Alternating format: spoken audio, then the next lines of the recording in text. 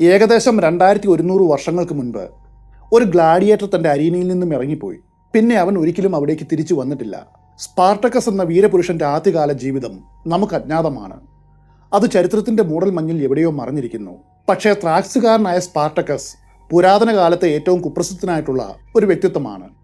ഒരു പക്ഷേ ലോകം കണ്ടതിൽ വെച്ച് ഏറ്റവും പ്രശസ്തനായിട്ടുള്ള ഗ്ലാഡിയേറ്റർ. ഒരു സ്വതന്ത്ര മനുഷ്യനായിട്ട് ജനിച്ച അദ്ദേഹം ഒരുപക്ഷെ ഒരു രാജകുമാരൻ വരെ ആയിരിക്കാം. അങ്ങനെയും ചില ഗവേഷകർ പറയുന്നു. എന്നാൽ സാഹചര്യം അവനെ റോമാക്കാരുടെ കൂലിപ്പടയാളിയാക്കി മാറ്റി. പിന്നീട് അവനൊരു ഒളിച്ചോട്ടക്കാരനും കൊള്ളക്കാരനും കലാപകാരിയുമായിട്ട് മാറി. ഒടുവിൽ റോമാക്കാർ അവനെ പിടികൂടി തടവുകാരനാക്കി. എന്നിട്ട് അവർ അവനെ ഒരു അടിമയാക്കി വിറ്റു. അക്കാലത്തെ കപ്പുവായിലെ ലുഡു എന്നറിയപ്പെടുന്ന ഗ്ലാഡിയേറ്റർ സ്കൂൾ ശരിക്കും ഒരു ജയിലിനേക്കാളും വളരെയധികം മോശമായിരുന്നു. ഒരു റോമൻ ഗ്ലാഡിയേറ്ററായിട്ട് മാറിയ സ്പാർട്ടക്കസ് വൈകാതെ റോമയിലെ ഏറ്റവും പേരുകേട്ട മല്ലയുദ്ധവീരനായിട്ട് മാറി. ഭക്ഷണത്തിനും അതിജീവനത്തിനും വേണ്ടി എങ്ങനെയൊക്കെ പോരാടണമെന്ന് അയാൾക്ക് അറിയാമായിരുന്നു. റോമാക്കാർ അവരുടെ വിനോദത്തിനു വേണ്ടി അടർക്കളത്തിൽ ഇറങ്ങി പോരാടുവാൻ അവനെ നിർബന്ധിച്ചു. ഒന്നുകിൽ തൻ്റെ സഹ അടിമകളോട് യുദ്ധം ചെയ്യുക, അല്ലെങ്കിൽ അവരുടെ വാൾത്തലപ്പുകളേറ്റ് മരിക്കുക. ഇതായിരുന്നു സ്പാർട്ടക്കസിന്റെ വിധി. ജീവിതമാകട്ടെ ഒരടിമയെപ്പോലെ തൻ്റെ യജമാനന്റെ ഇഷ്ടപ്രകാരം ജീവിച്ചു തീർക്കുക. അതെ, സ്പാർട്ടക്കസ് വീരാതി വീരൻ മാത്രമല്ല, ചരിത്രത്തിലെ ഏറ്റവും നിസ്സഹായനായിട്ടുള്ള അടിമകളിൽ ഒരാളുമായിരുന്നു. സ്പാർട്ടക്കസിന്റെ കഥയ്ക്ക് ചരിത്രത്തെക്കാളും ഉപരിയായിട്ട് നമ്മളെ ആവേശം കൊള്ളിക്കുന്ന ഒരു കഥയുടെ എല്ലാ സവിശേഷതകളുമുണ്ട്. ത്രാക്സുകാരനായ സ്പാർട്ടക്കസിന്റെ കഥ അറിയും മുൻപായിട്ട് എന്താണ് ത്രാക്സ് എന്ന് നമ്മൾ അറിയണം, അല്ലെങ്കിൽ ആ ദേശത്തിന്റെ കഥ. ത്രാക്സിന്റെ കഥ എഴുതപ്പെട്ട ചരിത്രത്തിനും വളരെ മുൻപേ തന്നെ ആരംഭിക്കുന്നു. ചരിത്രത്തിൽ ത്രാക്സുകൾ എന്ന് വിളിക്കുന്നത് ഗ്രീക്കുകാരെയാണ്. അവിടെ ആദ്യകാലത്ത് താമസിച്ചിരുന്ന ജനങ്ങൾ പ്രോട്ടോ ത്രാക്സിയൻ എന്നറിയപ്പെട്ടു. ഇവർ ഫലഭൂയിഷ്ടമായിട്ടുള്ള ഭൂമിയിൽ കൃഷി ചെയ്യുകയും സമ്പന്നമായിട്ടുള്ള മേച്ചിൽപ്പുറങ്ങളിൽ മൃഗങ്ങളെ വളർത്തുകയും ചെയ്തു വന്ന ഒരു കൂട്ടം കർഷക ഗോത്രങ്ങളായിരുന്നു. അധികം താമസിയാതെ ഈ ചെറിയ കർഷക ഗോത്രങ്ങൾ ഒന്നുചേർന്ന് ഒരു വലിയ രാഷ്ട്രമായിട്ട് വളർന്നു. എന്നാൽ ആയിരക്കണക്കിന് വർഷങ്ങളായിട്ട് ഗ്രീക്കുകാരും ഇതേ മണ്ണിൽ താമസിച്ചിരുന്നു. ത്രാക്സിയൻ സംസ്കാരത്തെക്കുറിച്ച് നമുക്കറിയാവുന്ന കാര്യങ്ങളിൽ ഭൂരിഭാഗവും പുരാവസ്തു ഗവേഷണങ്ങളിൽ നിന്നുമാണ്. ത്രാക്സിനെക്കുറിച്ച് ആദ്യമായിട്ട് പറയുന്ന ലിഖിതരേഖ ഹോമറിന്റെ ഇലിയഡ് എന്ന ഗ്രന്ഥത്തിലെ ഒരു അവ്യക്തമായിട്ടുള്ള പരാമർശമാണ്. BC 450 മാത്രമാണ് ഹെറോഡോട്ടസ് ഈ ആളുകളെക്കുറിച്ച് വിശദമായിട്ട് പറയുന്നത്. ഹെറോഡോട്ടസ് പറയുന്നത് ഇങ്ങനെയാണ്: ശത്രുക്കൾക്കെതിരെ ഒരു ഏകീകൃത ശക്തിയായിട്ട് നിലകൊള്ളുവാനായിട്ട് കഴിഞ്ഞിരുന്നുവെങ്കിൽ ത്രാക്സുകളെ ഒരു യുദ്ധത്തിലും ആർക്കും തോൽപ്പിക്കുവാൻ കഴിയുമായിരുന്നില്ല. പക്ഷെ അവർക്ക് ഒരിക്കലും ഒത്തൊരുമ ഉണ്ടായിരുന്നില്ല. BC 700 മുതലാണ് പുരാതന ഗ്രീക്കുകാർ ത്രാക്സിയന്മാരെ വളരെ സമാധാനപരമായിട്ട് കോളനിവൽക്കരിക്കുവാൻ തുടങ്ങിയത്. ഗ്രീക്കുകാർ ത്രാക്സിനെയും അവിടെയുള്ള ജനങ്ങളെയും അഗാധമായിട്ട് സ്വാധീനിച്ചു. ത്രാക്സിയന്മാരെ നിർഭയരായിട്ടുള്ള പോരാളികൾ എന്ന് വിശേഷിപ്പിച്ച് അവരെക്കുറിച്ച് ആദ്യമായിട്ട് എഴുതിയതും ഗ്രീക്കുകാരായിരുന്നു. അക്കാലത്തെ ഗ്രീക്ക് സൈന്യങ്ങൾ പ്രധാനമായിട്ടും കുന്തങ്ങളും പരിചകളും ധരിക്കുന്നവരാണ്. ഭാരമുള്ള കുന്തങ്ങളും പരിചകളും ചുമന്നുകൊണ്ട് വളരെ സാവധാനത്തിൽ നീങ്ങുന്ന കാലാൾപ്പടയാണ് തങ്ങൾ എന്നതുകൊണ്ട് വളരെ വേഗത്തിൽ സഞ്ചരിക്കുന്ന ത്രാക്സുകളെ തങ്ങളുടെ സൈന്യത്തിൽ കൂട്ടിച്ചേർത്താൽ അതൊരു മുതൽക്കൂട്ടായിരിക്കുമെന്ന് ഗ്രീക്ക് ജനറൽമാർക്ക് മനസ്സിലായി. അതുകൊണ്ട് അവർ ആയിരക്കണക്കിന് ത്രാക്സിയന്മാരെ കൂലിപ്പടയാളികളായിട്ട് നിയമിച്ചു.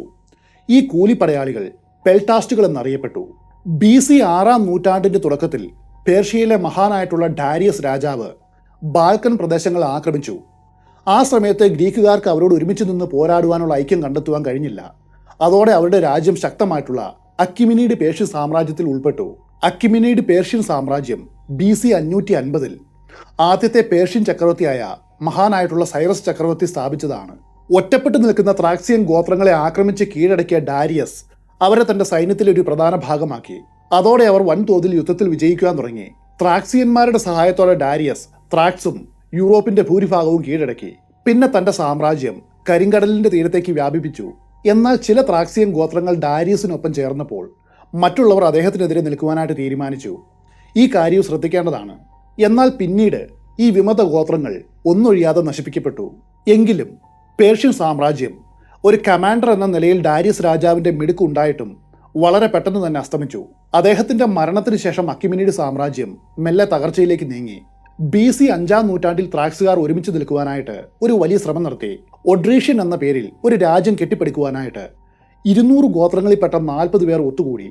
പിന്നെ അത് വളരെ വലിയൊരു കൂട്ടമായിട്ട് മാറി. അങ്ങനെ പ്രോട്ടോ ത്രാക്സിയന്മാർ ഒരു കാലത്ത് തങ്ങളെ കൂലിപ്പടയാളികളാക്കി നിയമിച്ച ഗ്രീക്കുകാരെ തങ്ങളുടെ കൂലിപ്പടയാളികളാക്കി നിയമിക്കുവാൻ വേണ്ടത്ര ശക്തി നേടിയെടുത്തു. ചുരുക്കി പറഞ്ഞാൽ അടിമകൾ ഇപ്പോൾ യജമാനന്മാരായിട്ട് മാറി. പ്രശസ്തനായിട്ടുള്ള ഗ്രീക്ക് എഴുത്തുകാരനും ചരിത്രകാരനുമായിട്ടുള്ള സെനാഫോൺ അവരിൽ ഒരാളായിരുന്നു. ഒഡ്രീസിയൻ രാജ്യം വളരെ ശക്തമായിരുന്നു. പക്ഷെ അതിന് വെല്ലുവിളി ഉയർത്തിക്കൊണ്ട് അതിലും ശക്തനായിട്ടുള്ള ഒരു മനുഷ്യൻ ഉയർന്നു വന്നു. മാസിഡോണിയക്കാരനായിട്ടുള്ള ദി ഗ്രേറ്റ് അലക്സാണ്ടർ.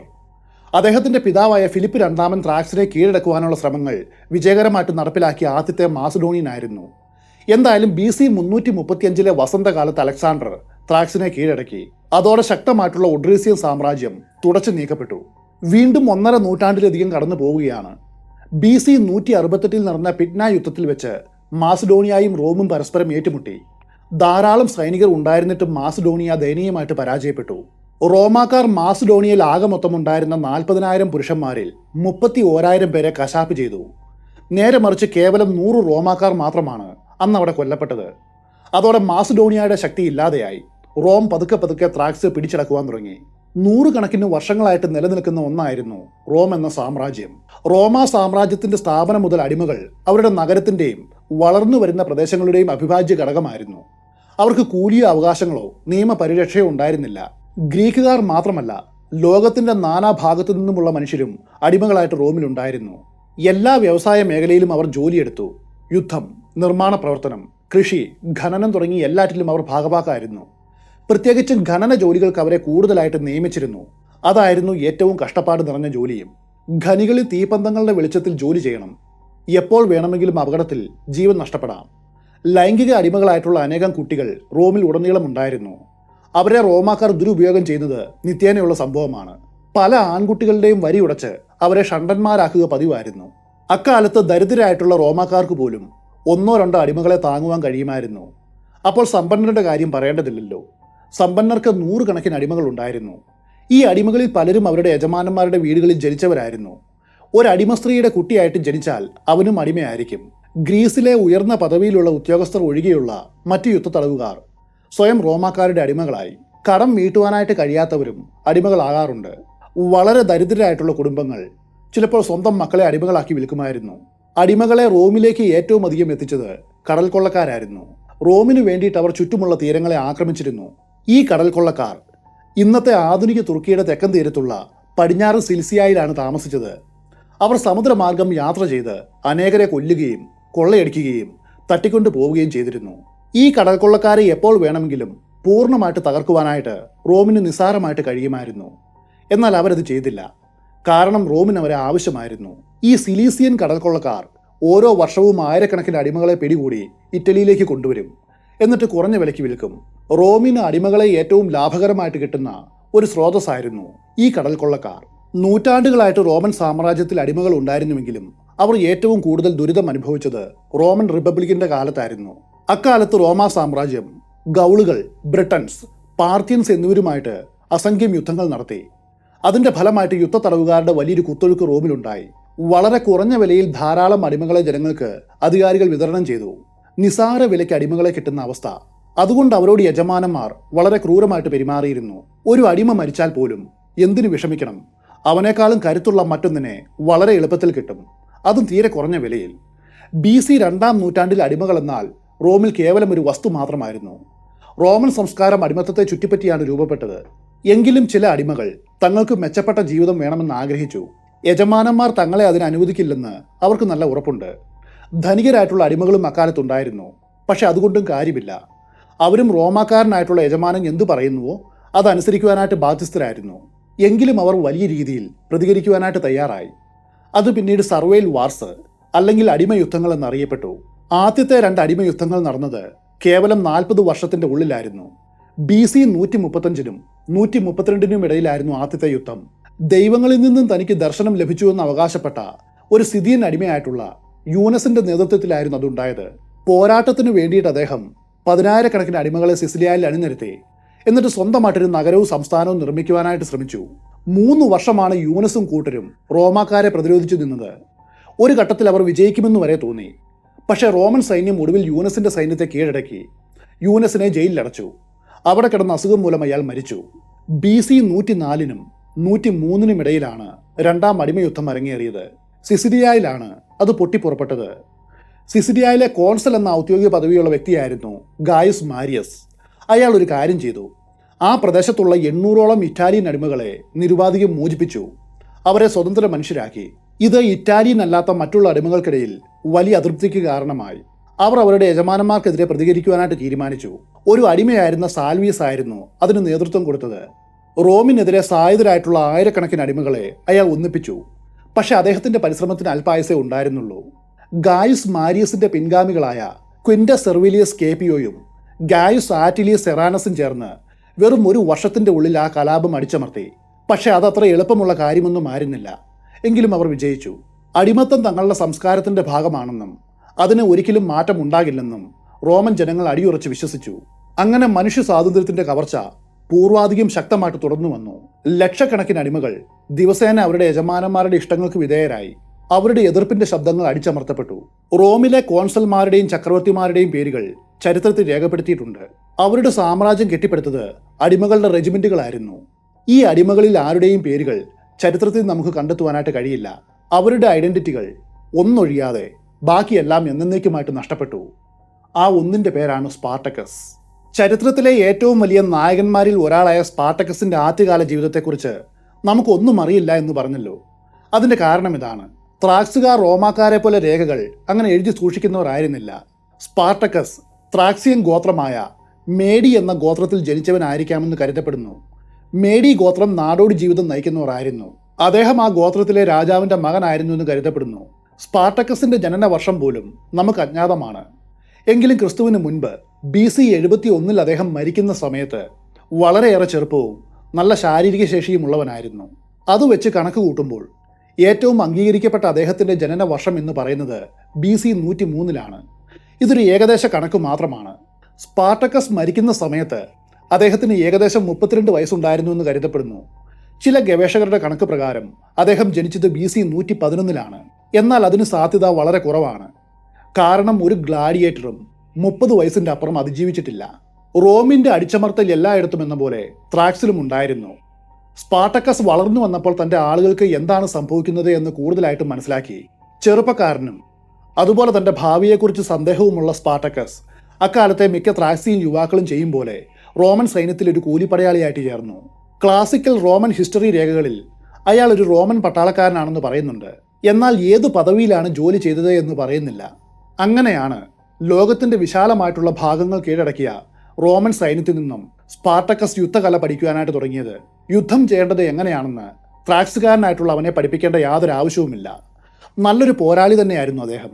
എന്നാൽ റോമൻ സൈന്യത്തിലെ അച്ചടക്കം സ്പാർട്ടക്കസിന്റെ രക്തത്തിലെ തലതെറിച്ച ത്രാക്സിയൻ മനസ്സിനോട് പൊരുത്തപ്പെട്ടില്ല.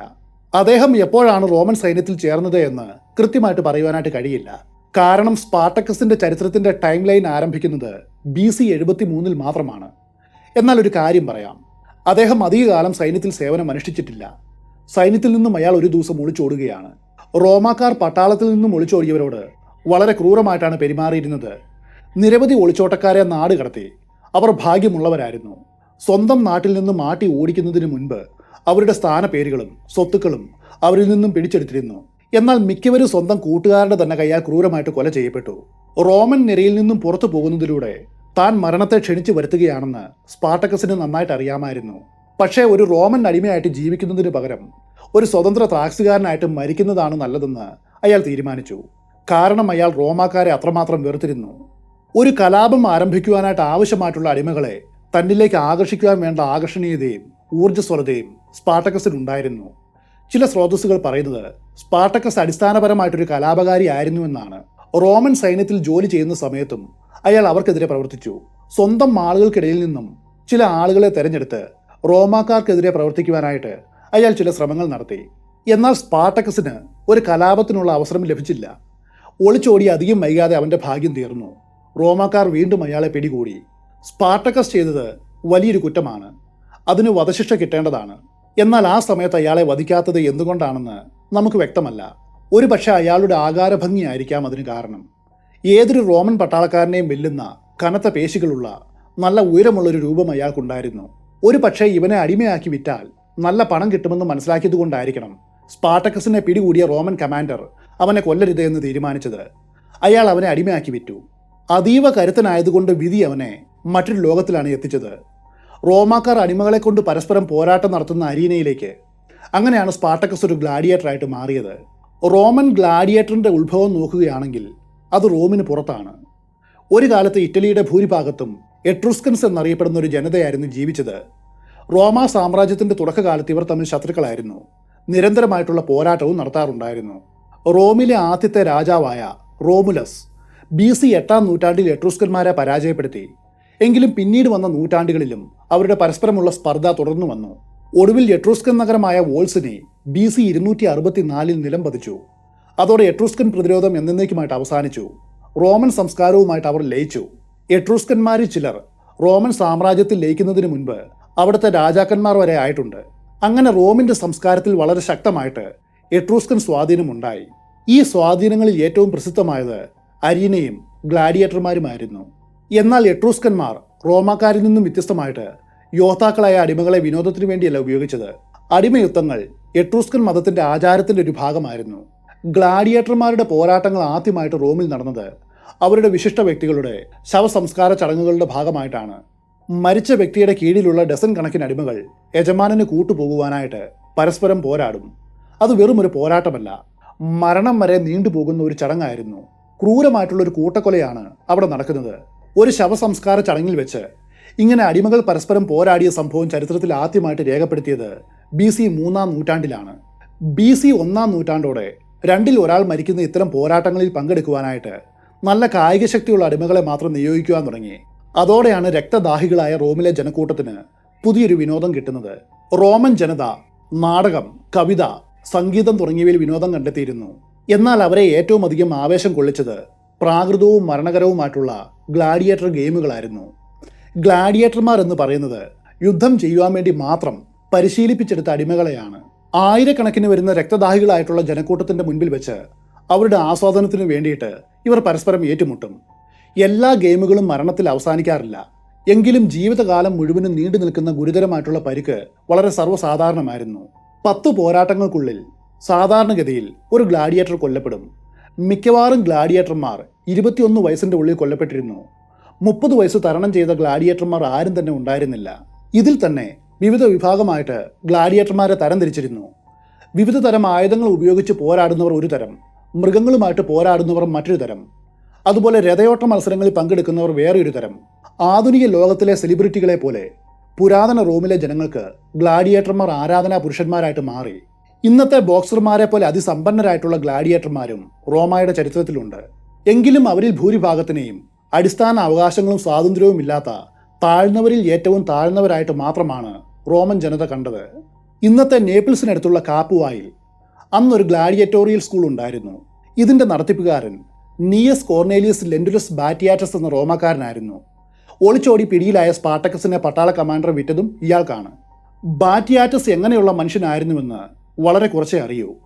ലുഡു എന്ന് വിളിക്കപ്പെടുന്ന ഈ സ്കൂൾ ഒരു ജയിലായിരുന്നു.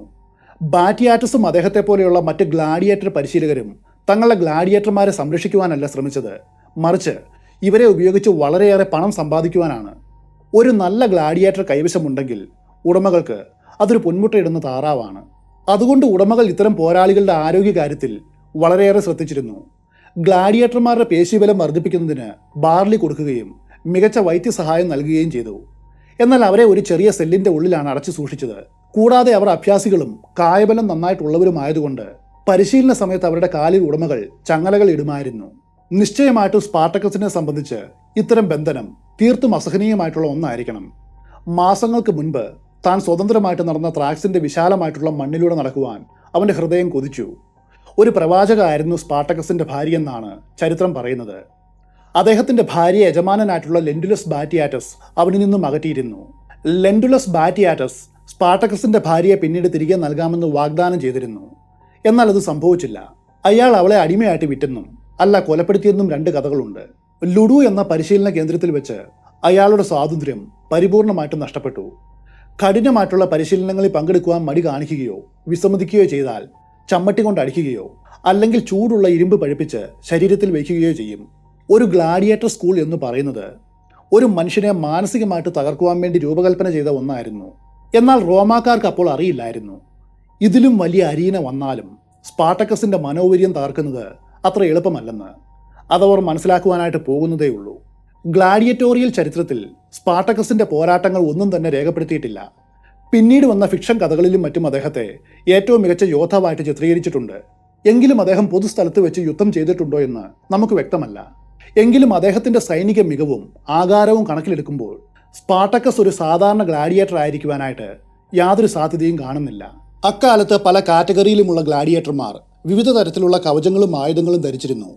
അങ്ങനെ നോക്കിയാൽ സ്പാർട്ടക്കസ് ഒരു ത്രാക്സിയൻ ആണെന്ന് കൂടി കണക്കിലെടുക്കുമ്പോൾ നമുക്ക് ന്യായമായിട്ടും ഇങ്ങനെ അനുമാനിക്കാം, അയാൾ ഒരു ത്രാക്സ് ഗ്ലാഡിയേറ്റർ ആയിരുന്നു. അതായത് ഇപ്പോഴത്തെ ഹെവി വെയ്റ്റ് ബോക്സർ. അവരെ അന്നും മുർമുലോ ഗ്ലാഡിയേറ്റർ എന്നാണ് പറയുന്നത്. കൊലപാതകം ഇത്തരക്കാർക്ക് ഒരു പുതുമയെ ആയിരുന്നില്ല. ത്രാക്സിയൻ ശൈലിയിൽ ചെറിയ ചതുരാകൃതിയിലോ അല്ലെങ്കിൽ വൃത്താകൃതിയിലോ ഉള്ള പാർമുല എന്ന് വിളിക്കപ്പെടുന്ന പരിചയം, അതുപോലെ സിക്ക എന്നറിയപ്പെടുന്ന ചെറുതായിട്ട് വളഞ്ഞ വളരെ ചെറിയൊരു വാളും ലോഹ ഹെൽമറ്റും കാൽമുട്ടിൻ്റെയും പുല്ലൂരിയുടെയും സംരക്ഷണത്തിന് വേണ്ടിയിട്ടുള്ള കവചങ്ങളും അരക്കെട്ടിന് മുകളിലായിട്ട് ഇന്നത്തെ ബോക്സർമാരെ പോലെയുള്ള ഒരു സേഫ്റ്റി ബെൽറ്റും തുടങ്ങിയവ ഇത്തരം മുർമുലോ ഗ്ലാഡിയേറ്റർമാർ ധരിക്കാറുണ്ട്. ഗ്ലാഡിയേറ്റർ സ്കൂളിൽ വെച്ച് സ്പാർട്ടക്കസിന്റെ ജീവിതത്തിൽ ഉണ്ടായ ഒരേ ഒരു സന്തോഷം അയാൾ മറ്റുള്ള ഗ്ലാഡിയേറ്റർമാരുമായിട്ട് ഉണ്ടാക്കിയ സൗഹൃദങ്ങൾ മാത്രമായിരുന്നു. പകൽ സമയത്ത്, അതായത് പരിശീലനം നടക്കുന്ന സമയത്ത് അവർക്ക് പരസ്പരം സംസാരിക്കുവാനായിട്ട് അനുവാദമില്ലായിരുന്നു. മണിക്കൂറുകളോളം പരിശീലനം മാത്രമായിരിക്കും. എന്നാൽ രാത്രിയിൽ ജയിലിലെ വാതിലുകൾ കുറ്റിയിട്ട് ചങ്ങലക്കിട്ടിട്ട് അടിമകളെ ഇരുട്ടിൽ അടച്ചിടും. ആ സമയത്ത് അവരുമായിട്ട് സ്പാർട്ടക്കസ് സംസാരിച്ചു. അദ്ദേഹം എങ്ങനെയാണ് മറ്റു ഗ്ലാഡിയേറ്റർമാരെ തന്റെ വരുതിയിലാക്കിയതെന്നോ അവരുടെ സൗഹൃദ ബന്ധങ്ങൾ എങ്ങനെയാണെന്നോ ചരിത്രം വിശദമായിട്ട് പറയുന്നില്ല. കാരണം ശത്രുക്കളുടെ മഹത്വം വിജയിച്ചവർ ഒരിക്കലും രചിക്കാറില്ല. എന്നാൽ പിന്നീടുണ്ടായിട്ടുള്ള കാര്യങ്ങൾ പരിഗണിക്കുമ്പോൾ മറ്റുള്ള ഗ്ലാഡിയേറ്റർമാർക്ക് അയാളിലുള്ള വിശ്വാസം വളരെ വലുതായിരുന്നു എന്ന് അനുമാനിക്കുവാനായിട്ട് കഴിയും. മല്ലയുദ്ധത്തിൽ വളരെ പ്രശസ്തനായിട്ടുള്ള സ്പാർട്ടക്കസിന്റെ വ്യക്തിപ്രഭാവം തന്നെയാവാം തന്റെ സഹ അടിമകളെ തന്റെ ചൊൽപ്പടിക്ക് നിർത്തുവാനായിട്ട് അയാളെ സഹായിച്ചത്. റോമാക്കാർക്ക് മാത്രമായിരുന്നില്ല, അന്നുള്ള സകല അടിമകൾക്കും വരെ അയാൾ സുപരിചിതനായിരുന്നു. ഇതിനിടെ 2 ഗാലിക് ഗ്ലാഡിയേറ്റർമാരായ ക്രിക്സസും ഒനോമസും അദ്ദേഹത്തിന്റെ വലിയ സുഹൃത്തുക്കളായി. സ്പാർട്ടക്കസിനെ പോലെ അവരെയും ഒരിക്കൽ അവരുടെ മനോഹരമായിട്ടുള്ള ജന്മനാടുകളിൽ നിന്നും പിടിച്ചുകൊണ്ടുവന്ന അടിമകളാക്കിയതായിരുന്നു. കപ്പുവായിലെ ഗ്ലാഡിയേറ്റർ സ്കൂളിലെ ഏകദേശം 78ഓളം ഗ്ലാഡിയേറ്റർമാർ സ്പാർട്ടക്കസിനോട് വിശ്വസ്തരായിട്ട് മാറി. വൈകാതെ ഒരു കലാപത്തിനുള്ള സമയം ആസന്നമായെന്ന് അയാൾ തിരിച്ചറിഞ്ഞു. തന്നെ ആദ്യമായിട്ട് പിടിക്കപ്പെട്ടതു മുതൽ സ്പാർട്ടക്കസ് വിമോചനത്തിന് വേണ്ടിയിട്ട് ഒരു കലാപം ആസൂത്രണം ചെയ്തിരുന്നു. അതോ കപ്പുവായിലെ ജീവിതം വളരെ അസഹനീയമായിട്ട് മാറിയതുകൊണ്ടാണോ അയാൾ വിമതരായത് എന്നതിനെക്കുറിച്ച് നമുക്ക് വ്യക്തതയില്ല. എന്തായാലും ഒരു കാര്യം ഉറപ്പാണ്, സ്പാർട്ടക്കസ് അടിമത്തത്തിൽ നിന്നും രക്ഷപ്പെടുവാനായിട്ട് മനസ്സിൽ ഉറപ്പിച്ചിരുന്നു. തൻ്റെ കൂടെയുള്ള 80നോടടുത്തുള്ള ഗ്ലാഡിയേറ്റർമാരുടെ സഹായത്തോടെ അദ്ദേഹം ഗ്ലാഡിയേറ്റർ സ്കൂളിൽ നിന്നും പുറത്തു കടക്കുവാനായിട്ട് ഒരു ഗൂഢാലോചന നടത്തി. BC 73 സ്പാർട്ടക്കസും കൂട്ടാളികളും എങ്ങനെ രക്ഷപ്പെടാമെന്ന് ശ്രദ്ധാപൂർവം ആസൂത്രണം ചെയ്തത്. ആലോചനയ്ക്കൊടുവിൽ അവർ ആ പദ്ധതി നടപ്പിലാക്കി. ഈ 80 ആളുകളും അവർ നല്ല തടിമിടുക്കും ആരോഗ്യമുള്ളവരും നന്നായിട്ട് പരിശീലനം കിട്ടിയിട്ടുള്ള പോരാളികളുമായിരുന്നു. പക്ഷെ അവർക്ക് മുൻപിൽ മറ്റൊരു പ്രശ്നമുണ്ട്. അവരുടെ ആയുധങ്ങൾ പരിശീലന സമയത്തിന് ശേഷം ഒരു പ്രത്യേക കെട്ടിടത്തിൽ നല്ല സുരക്ഷിതമായിട്ടുള്ളൊരു മുറിയിലാണ് സൂക്ഷിച്ചു വെച്ചിരിക്കുന്നത്. അതവർക്ക് എടുക്കുവാനായിട്ടൊരു വഴിയുമില്ല. പക്ഷേ സ്പാർട്ടക്കസിനൊരു കാര്യം വ്യക്തമായിട്ടും അറിയാമായിരുന്നു. അവർക്ക് വേണ്ട ആയുധങ്ങൾ കണ്ടെത്തുവാൻ ആയുധ സംരക്ഷണശാല കണ്ടെത്തേണ്ട യാതൊരു കാര്യവുമില്ലെന്ന്. അതിന് അടുക്കളയിൽ മാത്രം തപ്പിയാൽ മതി. കാരണം എല്ലാ ദിവസവും അടുക്കളയിൽ ജോലി ചെയ്യുന്ന അടിമകൾ ഗ്ലാഡിയേറ്റർമാർക്ക് ആഹാരം കൊണ്ടുവന്നിരുന്നു. അതുകൊണ്ട് അവർക്കറിയാം, സ്വാഭാവികമായിട്ടും അടുക്കളകളിൽ മൂർച്ചയുള്ള നിരവധി ആയുധങ്ങൾ ഉണ്ടായിരിക്കും. ഒരു ദിവസം അവർ മുൻകൂട്ടി നിശ്ചയിച്ച ആ പദ്ധതി നടപ്പിലാക്കി. സ്പാർട്ടക്കസും അയാളുടെ കൂട്ടാളികളും എങ്ങനെയാണ് അവരുടെ ചങ്ങലകൾ അറുത്തു മാറ്റിയിട്ട് സെല്ലുകളിൽ നിന്നും പുറത്തേക്ക് കടന്നത് എന്ന് ചരിത്രം നമ്മോട് പറയുന്നില്ല. പക്ഷെ അവരത് ചെയ്തു, അത് സത്യമാണ്. പിന്നെ അവർ നേരെ പോയത് അടുക്കളയിലേക്കാണ്. ഏതാണ്ട് 80ഓളം വരുന്ന അഭ്യാസികളായിട്ടുള്ള ഗ്ലാഡിയേറ്റർമാർ തങ്ങളുടെ നേരെ പാഞ്ഞു വരുന്നത് കണ്ട അടുക്കള അടിമകൾ ജീവനും കൊണ്ട് ഓടി രക്ഷപ്പെട്ടു. അല്ലെങ്കിൽ സ്പാർട്ടക്കസും കൂട്ടരും അവരെ ആക്രമിച്ച് പരാജയപ്പെടുത്തിയിരിക്കാം. അടുക്കളയിലേക്ക് ഇരച്ചു കയറിയ സ്പാർട്ടക്കസും അനുയായികളും മൂർച്ചയുള്ള എല്ലാ വസ്തുക്കളും അടുക്കളയിൽ നിന്നും കരസ്ഥമാക്കി. എന്നിട്ട് അവർക്ക് നേരെ ഉടൻ തന്നെ പാഞ്ഞു വരുന്ന കാവൽക്കാരുടെ ആക്രമണത്തെ നേരിടുവാൻ സജ്ജരായി. കൺമുന്നിൽ കണ്ട പെട്ടികൾ കുത്തി തുറന്നും കുട്ടകളും മറ്റും മറിച്ചിട്ട് നോക്കിയും ലോഹം പോലെ തിളങ്ങുന്ന എന്തെങ്കിലും കണ്ടെത്തുവാൻ വേണ്ടി അവർ അടുക്കളയിൽ പരുതിയ കുറച്ച് സമയം, അതവരുടെ ഹൃദയമിടിപ്പ് വർദ്ധിക്കുന്ന കുറച്ച് നിമിഷങ്ങളായിരിക്കണം. എന്നാൽ ആ കുറച്ച് നിമിഷങ്ങൾ തന്നെ അവർക്ക് ധാരാളമായിരുന്നു. ആദ്യത്തെ കാവൽക്കാരൻ ഓടിയെത്തുമ്പോൾ കയ്യിൽ തടഞ്ഞ അടുക്കളക്കത്തിയുമായിട്ട് സ്പാർട്ടക്കസ് അയാളെ നേരിടുവാനായിട്ട് തയ്യാറായി. ഇതിൽ മറ്റൊരു കാര്യമുണ്ട്. ഗ്ലാഡിയേറ്റർമാർക്ക് ആയുധവുമായിട്ട് വരുന്ന ശത്രുക്കളോട് ആയുധമില്ലാതെ പോരാടുവാനും അറിയാമായിരുന്നു. അതുകൊണ്ട് തന്നെ വളരെ ചെറിയൊരു ഏറ്റുമുട്ടലാണ് അന്ന് അവിടെ ഉണ്ടായത്. രക്ഷപ്പെട്ട ഗ്ലാഡിയേറ്റർമാർ അവരുടെ കാവൽക്കാരെ ക്രൂരമായിട്ട് വെട്ടിവീഴ്ത്തി. അതിനുശേഷം ആയുധപ്പുര തകർത്ത് സകല ആയുധങ്ങളും പടച്ചട്ടകളും കുതിരവണ്ടികളും മോഷ്ടിച്ചു. അതിനുശേഷം സ്പാർട്ടക്കസ് അവരെയും കൂട്ടി ഗ്ലാഡിയേറ്റർ സ്കൂളിൽ നിന്നും പുറത്തു കടന്നു. പിന്നെ ചുറ്റുമുള്ള ഗ്രാമപ്രദേശങ്ങളിലേക്ക് അവർ പലായനം ചെയ്തു.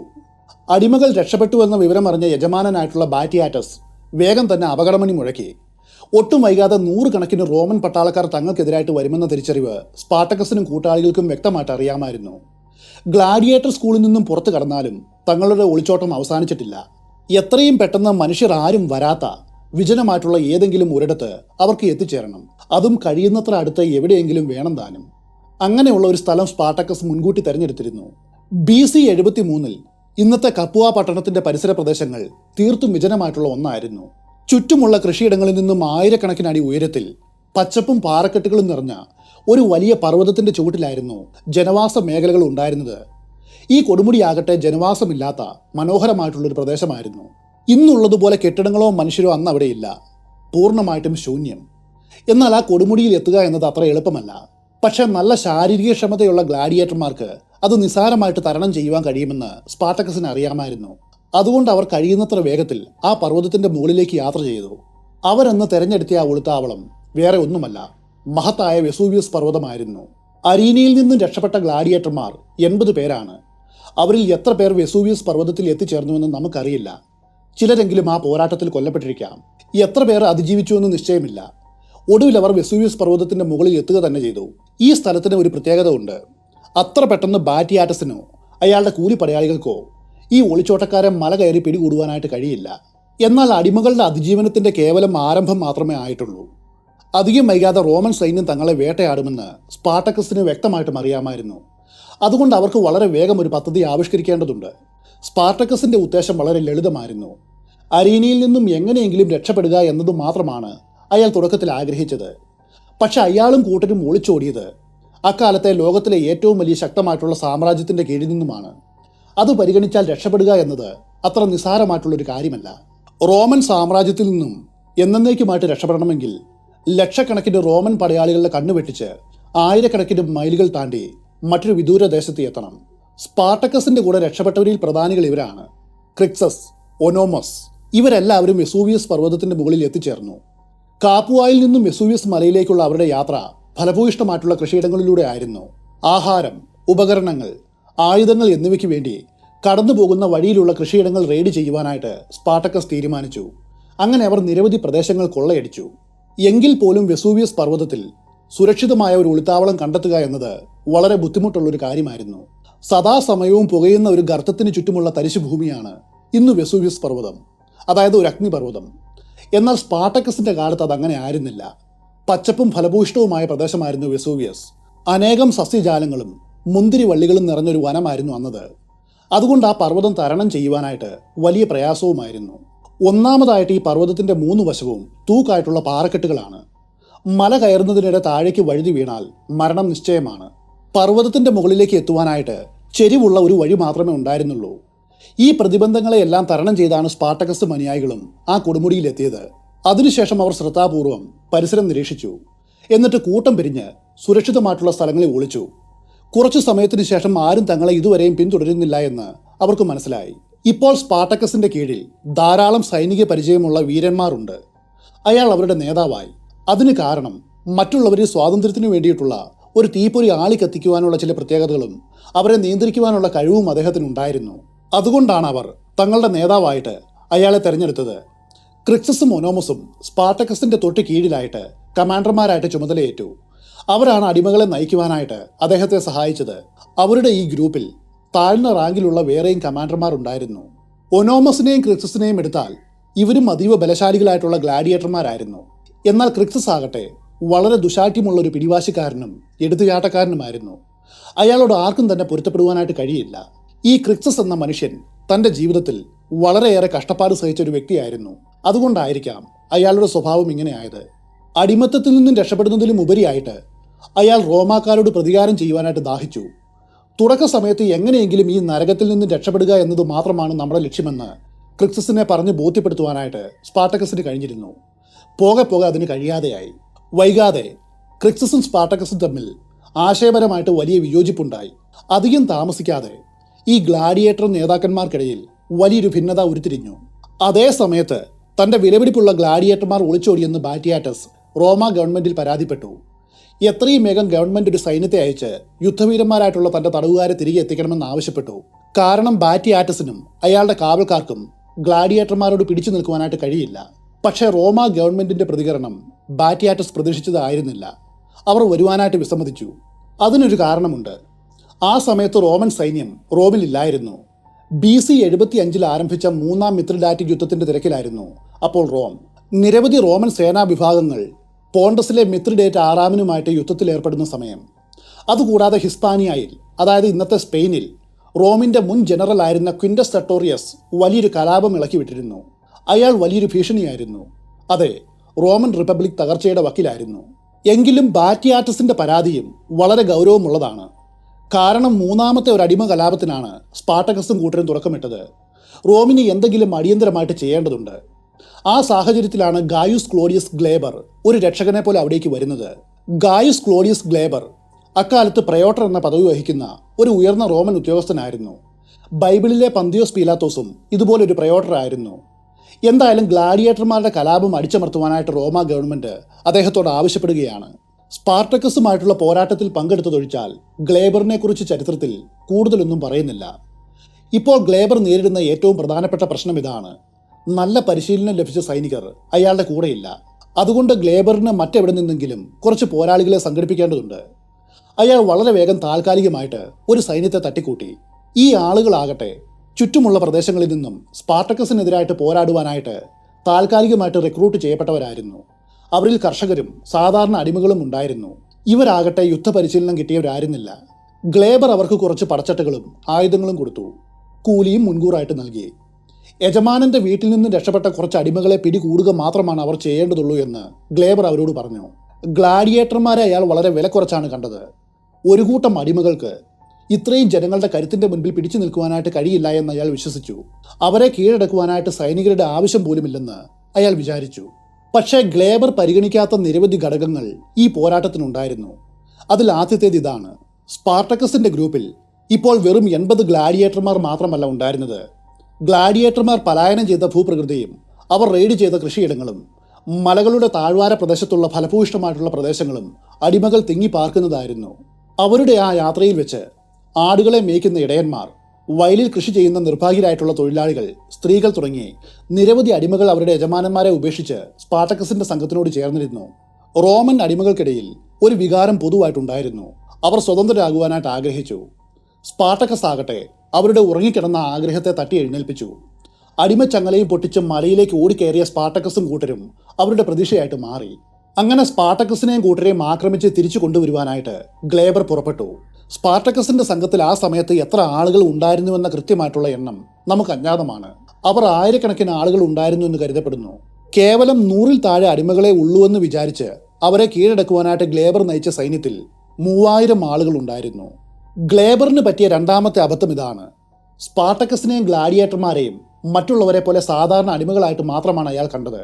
എന്നാൽ ഈ ഗ്ലാഡിയേറ്റർമാർ ഒരു റോമൻ സൈനികൻ കണ്ടതിനേക്കാളും യഥാർത്ഥ യുദ്ധങ്ങളെ കണ്ടവരായിരുന്നു. അവർ അതിജീവിക്കുവാൻ വേണ്ടി രാവും പകലും അരീനയിൽ പോരാട്ടം നടത്തിയവരായിരുന്നു. അതിലും ഉപരിയായിട്ട് അവരുടെ നേതാവായിട്ടുള്ള സ്പാർട്ടക്കസ് ഒരു ഗ്ലാഡിയേറ്റർ ആകുന്നതിന് മുൻപ് ഒരു റോമൻ പട്ടാളക്കാരനായിരുന്നു. അതുകൊണ്ട് റോമൻ സൈന്യത്തിന്റെ നീക്കങ്ങളും മറ്റും എങ്ങനെയായിരിക്കുമെന്ന് അയാൾക്ക് വ്യക്തമായിട്ടും അറിയാം. ഗ്ലേബർ ഈ തട്ടിക്കൂട്ട് സൈനികരെയും കൂട്ടി നേരെ വെസൂവിയസിലേക്ക് മാർച്ച് ചെയ്തു.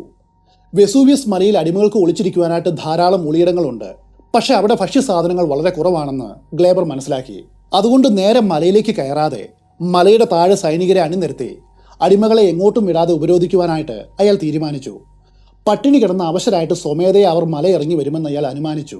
വെസൂവിയസ് പർവ്വതത്തെ ഉപരോധിക്കുക എന്നത് അത്ര ബുദ്ധിമുട്ടുള്ള കാര്യമേ ആയിരുന്നില്ല. കാരണം കൊടുമുടിയിലേക്ക് കയറുവാനും ഇറങ്ങുവാനും സഞ്ചാരയോഗ്യമായിട്ടുള്ള ഒരൊറ്റ വഴി മാത്രമേ ഉണ്ടായിരുന്നുള്ളൂ. ബാക്കി എല്ലാ ഭാഗങ്ങളും ചെങ്കുത്തായിട്ടുള്ള പാറയാണ്. ഗ്ലേബർ തൻ്റെ സൈന്യത്തെ മലമുകളിലേക്ക് പോകുന്ന ആ ഏക വഴിയിലേക്ക് കൊണ്ടുവന്നു. എതിരാളികളെ നിസാരവൽക്കരിച്ച് കണ്ടതുകൊണ്ട് ഒരു പ്രതിരോധത്തിനു വേണ്ടിയിട്ട് ഏതാനും പേരെ തവണ വെച്ച് കാവൽ നിർത്തുവാൻ പോലും ഗ്ലേബർ മെനക്കെട്ടില്ല. ഗ്ലേബറിൻ്റെ സൈന്യം ആ വഴിയിൽ കാത്തിരുന്നു. മലമുകളിൽ നിന്നും ഇടറി വരുന്ന അർത്ഥപട്ടിണിക്കാരായിട്ടുള്ള അടിമകൾ അവരുടെ അടുത്തേക്ക് വരുന്നതും കാത്ത് അവർ അലസരായിട്ട് തിന്നും കുടിച്ചും വിശ്രമിച്ചു. അതേ സമയത്ത് മലയുടെ മുകളിൽ സ്പാർട്ടക്കസ് മറ്റൊരു ചിന്തയിലായിരുന്നു. തൻ്റെ ശക്തി ഇപ്പോൾ വളരെ വലുതാണ്. എങ്കിലും റോമാക്കാരെ നേരിട്ട് ആക്രമിക്കുന്നത് ആത്മഹത്യക്ക് തുല്യമാണെന്ന് അയാൾക്കറിയാം.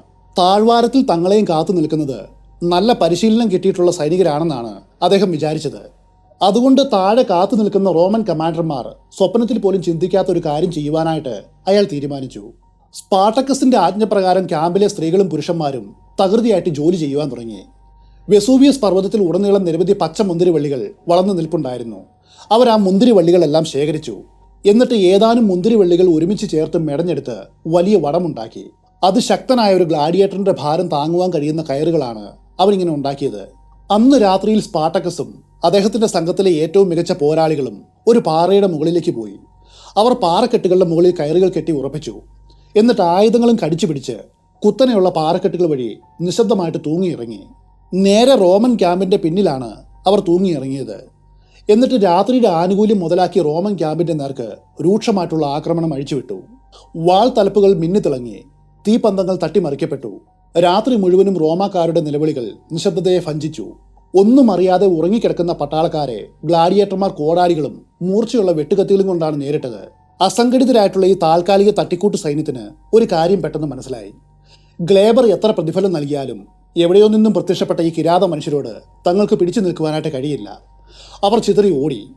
ഗ്ലാഡിയേറ്റർമാർ അവരെ പിന്തുടർന്ന് വെട്ടിവീഴ്ത്തി.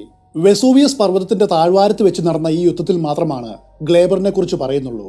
തുടർന്നുള്ള ഒരു ചരിത്രരേഖയിലും ഗ്ലേബറിനെ കുറിച്ച് പരാമർശിച്ചിട്ടില്ല. ഒരു പക്ഷേ ഈ നാണക്കേട് കാരണം അദ്ദേഹം തന്റെ പ്രയോട്ടർ സ്ഥാനം രാജിവെച്ചിരിക്കാം. റോമാക്കാർ പൂർണ്ണമായിട്ടും തോറ്റു.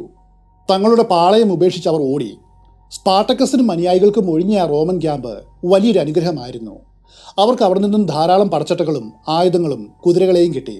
ഈ വിജയത്തോടെ സ്പാർട്ടക്കസിന്റെയും കൂട്ടരുടെയും അടുക്കലേക്ക് സ്വാതന്ത്ര്യം മോഹിച്ച് കൂടുതൽ അടിമകളും കന്നുകാലി നോട്ടക്കാരും ആട്ടിടയന്മാരും വന്നു ചേർന്നു. ആ വർഷം ശിശിരകാലത്ത് അടിമകൾക്ക് പരിശീലനവും പുതിയതായിട്ട് ആളുകളെ സൈന്യത്തിൽ ചേർക്കലുമായിട്ട് അവർ കഴിഞ്ഞുകൂടി. അതോടെ പല അടിമകൾക്കും അവർ ഇന്നേ വരെ കൈവശം വെച്ചിട്ടില്ലാത്ത ഒരു വസ്തുവും കൂടെ കിട്ടി. അത് പണമായിരുന്നു. ഇതിനിടെ നടത്തിയ ഏതാനും ചെറിയ ചെറിയ ആക്രമണങ്ങളിലൂടെ നോല, ജസേരിയ, തുരി, മെറ്റോപോണ്ടം തുടങ്ങിയ നഗരങ്ങൾ സ്പാർട്ടക്കസ് കീഴടക്കി. ഈ നഗരങ്ങൾ റെയ്ഡ് ചെയ്ത് അവിടെയുള്ള സ്വർണ്ണ നാണയങ്ങളും വെള്ളി നാണയങ്ങളും അവർ കൊള്ളയടിച്ചു. അവയുടെ തിളക്കവും മൂല്യവും അവരെ മത്തുപിടിപ്പിച്ചു. കൊള്ളയിലൂടെ നേടിയെടുത്ത മുഴുവൻ സമ്പാദ്യവും എല്ലാ അടിമകൾക്കും ന്യായമായിട്ടും തുല്യമായിട്ടും വീതം വയ്ക്കണമെന്ന് സ്പാർട്ടക്കസ് തീരുമാനിച്ചു. അതോടെ അയാൾ അവരുടെ ഇടയിൽ കൂടുതൽ ജനകീയനായി. വേണമെങ്കിൽ അതെല്ലാം അയാൾക്ക് ഒരു നേതാവ് എന്ന നിലയിൽ സ്വന്തമായിട്ട് സൂക്ഷിക്കാമായിരുന്നു. പക്ഷെ അദ്ദേഹം അങ്ങനെ ചെയ്തില്ല. അന്ന് രാത്രിയിൽ വെസൂവിയസ് പർവ്വതത്തിന്റെ താഴ്വാരത്തിൽ വെച്ച് തകർന്നടിഞ്ഞ റോമൻ ക്യാമ്പിൽ നിന്നും അടിമകളുടെ ആഹ്ലാദാരവം ഉയർന്നു. റോമൻ ക്യാമ്പിൽ നിന്നും അവർക്ക് ധാരാളം വീഞ്ഞു കിട്ടി. അസാധ്യമെന്ന് കരുതിയ ഒരു കാര്യമാണ് തങ്ങൾ ചെയ്തു കാണിച്ചത്. അവരവിടെ നൃത്തവും ഒരു ചെറിയ സംഗീത കച്ചേരി നടത്തി. അവർക്കിപ്പോൾ പണവും ആയുധങ്ങളുമുണ്ട്. കൂടാതെ സുരക്ഷിതത്വവും വിശ്വസിക്കുവാനായിട്ട് കൊള്ളാവുന്ന ഒരു നേതാവും ഉണ്ടായിരുന്നു. എന്നാൽ അവരുടെ ആ പോരാട്ടം അവസാനിച്ചിട്ടില്ല എന്ന് ആ നേതാവിന് അറിയാമായിരുന്നു. സ്വാതന്ത്ര്യത്തിലേക്കുള്ള അവരുടെ യാത്രയുടെ പ്രാഥമിക ഘട്ടം മാത്രമേ ആയിട്ടുള്ളൂ. പക്ഷേ യഥാർത്ഥ യുദ്ധം ഇനിയാണ് ആരംഭിക്കുവാനായിട്ട് പോകുന്നത്. അന്ന് ആ രാത്രിയിൽ വെസൂവിയസ് പർവ്വതത്തിന്റെ താഴ്വരയിൽ വെച്ച് നടന്ന ആ പോരാട്ടം മൂന്നാം സർവൈൽ യുദ്ധത്തിനാണ് തുടക്കം കുറിച്ചത്. അതുണ്ടാക്കിയ നാശം ഇതിനു മുൻപുണ്ടായിട്ടുള്ള ഒരു അടിമ പ്രക്ഷോഭത്തിലും ഉണ്ടായിട്ടില്ല. സ്പാർട്ടക്കസിന്റെയും അടിമകളുടെയും മുൻപിൽ ഗ്ലേബർ പരാജയപ്പെട്ടത് റോമാക്കാർ ഒരു ഭീഷണിയായിട്ടല്ല കണ്ടത്. മറിച്ച് ദൈവവിശ്വാസം ഉൾപ്പെടെ എല്ലാ തലങ്ങളിലും ലോകത്തിൽ വെച്ച് ഏറ്റവും ശ്രേഷ്ഠരാണെന്ന് സ്വയം അഭിമാനിക്കുന്ന ഒരു സംസ്കാരത്തിന്റെ മുഖത്തേറ്റ അടിയായിരുന്നു ഈ തോൽവി. റോമൻ പ്രൗഢിയുടെ നേർക്കുള്ള നിന്ദ്യമായിട്ടുള്ള അപമാനം. ഒരു കൂട്ടം അടിമകൾ ഒരു പ്രയോട്ടറെ പൂർണ്ണമായിട്ടും പരാജയപ്പെടുത്തിയിരിക്കുന്നു. സ്പാർട്ടക്കസ് രാജാവിന്റെ അടുത്ത് ചെന്ന് അദ്ദേഹത്തിന്റെ മുഖത്ത് തുപ്പുന്നത് പോലെ ഗൗരവമായിട്ടാണ് അവരതിനെ കണ്ടത്. ഗ്ലേബറിന്റെ തോൽവിയോടെ രാജ്യത്തിന്റെ മാനം രക്ഷിക്കുവാനായിട്ട് സ്പാർട്ടക്കസിനെയും കൂട്ടരെയും എത്രയും വേഗം ഒന്നടങ്കം ഇല്ലായ്മ ചെയ്യുവാനായിട്ട് റോം തീരുമാനിച്ചു. ആ സമയത്തും അവരുടെ സൈന്യങ്ങൾ മറ്റു പലയിടത്തും പോരാട്ടത്തിലാണ്. അതുകൊണ്ട് ഗവൺമെന്റ് സ്പാർട്ടക്കസിനെ പരാജയപ്പെടുത്തുവാനായിട്ട് മറ്റൊരു പ്രയോട്ടറായിട്ടുള്ള പബ്ലിയസ് വാരിനീസിനെ നിയോഗിച്ചു. 2 ലീജിയൻ സൈനികരെയാണ് പബ്ലിയസ് വാരിനീസിന് അവർ നൽകിയത്. ഒരു റോമൻ ലീജിയൻ എന്ന് പറയുന്നത് 4200 മുതൽ 5000-ഓളം വരുന്ന സൈനികർ ഉൾപ്പെടുന്ന കൂട്ടമാണ്. മുൻപുള്ളതുപോലെ യുദ്ധപരിചയമില്ലാത്ത ആളുകളായിരുന്നില്ല ഇവർ. ആ സൈനികർ കറകളഞ്ഞ പോരാളികളായിരുന്നു. അങ്ങനെ റോമൻ സൈന്യം അടിമകൾക്കെതിരെ പോരാട്ടത്തിനൊരുങ്ങി. ഗ്ലേബറിനേക്കാളും ജാഗ്രതയുള്ള മനുഷ്യനായിരുന്നു വാരിനിയസ്. ഏതാണ്ട് 6000-ഓളം വരുന്ന റോമൻ സൈനികരാണ് വാരിനിയസിന്റെ ആജ്ഞപ്രകാരം സ്പാർട്ടക്കസിനെ നേരിടുവാനായിട്ട് തയ്യാറായത്. എങ്കിലും എത്ര അടിമകൾ ഇതിനോടകം സ്പാർട്ടക്കസിന്റെ സംഘത്തിൽ ചേർന്നുവെന്ന് വാരിനിയസിന് യാതൊരു അറിവും അപ്പോൾ ഉണ്ടായിരുന്നില്ല. ഏകദേശം 40,000-ഓളം ആളുകൾ ഇതിനോടകം സ്പാർട്ടക്കസിന്റെ പക്ഷത്തുണ്ടായിരുന്നു. അതായിരുന്നു സത്യം. ഈ സമയമായപ്പോഴേക്കും സ്പാർട്ടക്കസ് തന്റെ അനുദിനം വളർന്നു വരുന്ന സൈന്യത്തെ പോഷിപ്പിക്കുവാനായിട്ട് കൂടുതൽ റെയ്ഡിംഗ് പാർട്ടികളെ കൂടുതൽ ദൂരത്തേക്ക് അയക്കുവാനായിട്ട് നിർബന്ധിതനായി. അതുകൊണ്ട് തന്നെ അവരെ നേരിടുവാനായിട്ട് തനിക്ക് വെസൂവിയസ് മല കയറേണ്ട ആവശ്യമില്ലെന്ന് വാരിനിയസിന് അറിയാമായിരുന്നു. അയാൾക്ക് ഇപ്പോൾ തുറന്ന പ്രദേശത്ത് വെച്ച് സ്പാർട്ടക്കസിനെയും കൂട്ടരെയും ആക്രമിക്കുവാൻ കഴിയും.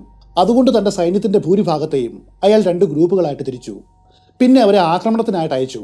സ്പാർട്ടക്കസിന്റെ സൈന്യത്തെ ഇരുവശത്തു നിന്നും ആക്രമിച്ച് തകർക്കുകയായിരുന്നു വാരിനിയസിന്റെ ഉദ്ദേശം. 2000 പേരടങ്ങുന്ന ആദ്യത്തെ സംഘത്തെ ട്രിബ്യൂൺ പദവിയിലുള്ള ലൂസിയസ് ഫ്യൂറിയസ് എന്ന കമാൻഡറാണ് നയിച്ചത്. ബാക്കിയുള്ള മുന്തിയ ഭാഗം സൈനികരെയും മറ്റൊരു പ്രയോട്ടറായിട്ടുള്ള ലൂസിയസ് കോസിനിസിന് നൽകി. ഒരു ചെറിയ മുൻനിര സേനയുടെ നേതൃത്വം വാരിനിയസ് ഏറ്റെടുത്തു. കമാൻഡർ ഫ്യൂറിയസും ആളുകളുമാണ് ആദ്യം അടിമകളുടെ അടുത്തെത്തിയത്. അവരുടെ കഷ്ടകാലത്തിന് അത് ക്രിക്സസ് നയിക്കുന്ന സേനയായിരുന്നു. അവർ റോമാക്കാരുടെ വരവും കാത്ത് പതുങ്ങിയിരിക്കുകയായിരുന്നു. ക്രിക്സസും കൂട്ടരും വളരെ അപ്രതീക്ഷിതമായിട്ട് ഒരു ആക്രമണം അഴിച്ചുവിട്ടു. ഫ്യൂറിയസിന്റെ സൈന്യം പൂർണ്ണമായിട്ടും നശിപ്പിക്കപ്പെട്ടു. കമാൻഡറായ ഫ്യൂറിയസ് കൊല്ലപ്പെട്ടു. അതേസമയം സ്പാർട്ടക്കസ് കോസിനിയസിനെ വേട്ടയാടുവാനായിട്ട് പോയതായിരുന്നു. അടിമകൾ തങ്ങളെയും തിരക്കി ഇങ്ങോട്ട് വരുമെന്ന് ആ റോമൻ കമാൻഡർ സ്വപ്നത്തിൽ പോലും വിചാരിച്ചില്ല.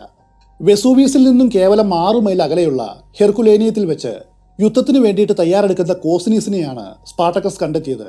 അദ്ദേഹം കോസിനിയസിന്റെ നല്ലൊരു കൂട്ടം സൈന്യത്തെയും ആക്രമിച്ചു കൊന്നൊടുക്കി. കോസിനിയസും ബാക്കിയുള്ളവരും ഓടിത്തള്ളി രക്ഷപ്പെട്ടു. സ്പാർട്ടക്കസ് അടുത്തതായിട്ട് വാരിനിയസിനെ അന്വേഷിച്ചാണ് നീങ്ങിയത്. എന്നാൽ ചില അടിമകളാകട്ടെ സ്പാർട്ടക്കസിന്റെ പ്രധാന സൈന്യത്തിൽ നിന്നും പിരിഞ്ഞ് ജീവനും കൊണ്ട് ഓടിപ്പോയ കോസിനിയസിനെയും കൂട്ടരെയും പിന്തുടർന്നു. റോമൻ ജനതയുടെ വിനോദത്തിന് വേണ്ടിയിട്ട് ആയിരക്കണക്കിന് ജനങ്ങളെ കൊന്നൊടുക്കിയത് അവരുടെ ഉള്ളിൽ അണയാത്ത പകയായിട്ട് കിടന്നിരുന്നു. അവസാനം കോസിനിയസിനെ പിടികൂടിയിട്ട് അവർ ക്രൂരമായിട്ട് കശാപ്പ് ചെയ്തു. അടിമകളോട് പോരാടി ക്ഷീണിച്ചും ആകപ്പാടെ തകർന്നും പോയ അവശേഷിച്ച റോമൻ സൈന്യം വാരിനിയസിനൊപ്പം വീണ്ടും ഒത്തുചേർന്നു.